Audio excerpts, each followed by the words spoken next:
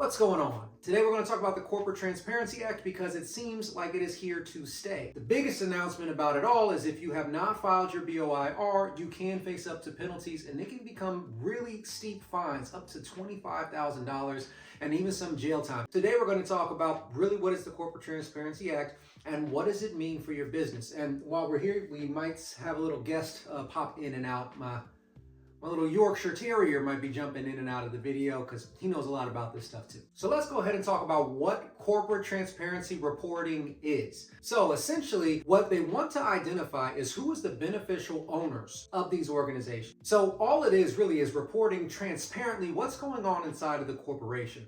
And it's meant for many different reasons, but one, it's meant for investors, it's meant for owners, but the primary stakeholders are going to be the investors, the employees, the customers, right, and the owners. And so the idea is whatever's happening behind the scenes, the employees should know what's going on, right? The customers should know what's going on, and anybody who's invested money into the corporation should know, in theory, what is going on. Now, these reports can cover a myriad of things to include financial reporting, environmental reporting, social responsibilities, and even government policies and practices. At the end of the day, if you're an investor or you're a customer, you want to make sure that whoever you're working with, you're buying from, you're in line with what their mission statement is and how they do their practices. It's become a lot more prevalent in the more recent decade or so as people become more socially aware of the impact that these corporations are having on the environment and social statuses and things of that nature. Now, the types of reports, as we mentioned, are kind of all the above, but what do they really do for you, right? So financial reports,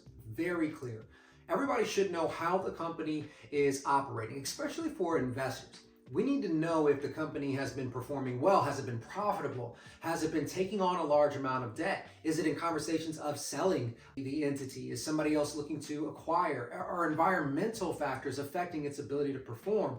All of those things are important as an investor because we have to know what's the longevity, what's going to be the validity of the performance of this investment. And as employees, we honestly, if I'm working anywhere, I want to know, do I have a job? Do I have stability? Are you able to pay me more? And we've seen this a lot with the conversations of raising minimum wage and compensation not being adequate with the amount of work that they're looking for. The accounting industry as a whole has become less and less attractive to younger generations because it's 80 hours, 90 hours of work, and the compensation just isn't there. But if we were to audit a lot of these companies, well, the profitability exists to be able to compensate more in some instances, right? And so having that type of knowledge allows the employee to be informed to say, do I want to stick it out here? Do I see longevity? Do I want to try to go for a higher position inside of this organization? Or do I feel like I'm being cheated and I might be valued somewhere else, right? Now, whether the reality is there or not, it's important to be able to have that information so you can make informed decisions. If anybody who's in the corporate space now, there's been a very big buzzword that has popped up, ESG. It stands for Environmental, Social, and Governance Reporting, and there's been a big demand for this type of blended reporting. If you've been paying attention in the news, you've seen things like affirmative action start to rise again, different discrimination policies, and all of these things are really relevant in this time and era. So there's been a big push for corporations to provide these disclosures. What are their policies that they follow and have them publicly presented in some way, shape, or form. The part that we're going to talk about that affects us is also the ownership transparency. Who really owns these companies? Who's behind the scenes here? And what we're starting to see is there is a ton of different corporations that actually own other corporations. So the government does try to crack down on monopolies as an example. And so a monopoly is when one person owns the majority or all of the market share. And we want to know the ownership for quite a few different reasons. We want to know, does one person control the market? So monopolies are something that we try to avoid primarily, and a monopoly is when somebody owns all of the market or the majority of the market.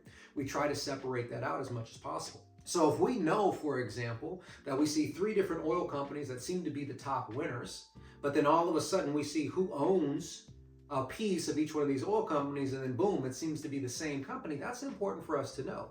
Perfect example right now is BlackRock. BlackRock is a large private equity company that owns a ton of a little bit of everything, right? And so we want to be able to keep our eyes on that to make sure that whatever we're doing, whether it's our investment model or if it's a governance that needs to step in, we want to know who has that ownership. The second part that's important about ownership is from the government's eyes is they're trying to crack down on illegal activities. They want to make sure that it's not drug cartels or terrorist groups and things of that nature that are owning a lot of these companies, especially here in the United States. And it's not used as a way to funnel or launder different type of illegal cash or illegal profit. And that's where it really starts to impact us as the small business owner. As a small business owner, they primarily want to know, are we trying to use this as a shell operation? Are we trying to launder money? Are we doing legal or illegal activities? Now, depending on the business model that we have, there are other regulatory bodies that we have to abide by. So if we're in real estate and we're doing something like syndication or capital raising, and whether that's a syndication or maybe more of an equity or a capital fund, typically we have to follow some SEC regulations, or there's other entities or other regulatory bodies out there depending on the business model. But as we follow those, then we have a whole nother layer of compliance and transparency that we also have to abide by. So we have to be aware that inside of our specific business model, there are various layers of corporate transparency that we must abide by and we have to follow. Now, regardless if it's the more complex, nuanced things like the SEC regulations, or it's something simple that every small business has to abide by, like the Beneficial Ownership Information Report, the BOIR, we have to make sure that we have a process in place to make sure that we're doing these on time and we're doing them as frequently or consistently as they need to be, whatever that requirement is. Some of these are going to be annual reports. Some of these are going to be one-time reports. Some of these are going to be monthly reports, and the list kind of goes on. So what we recommend is that you have some sort of a compliance tracker.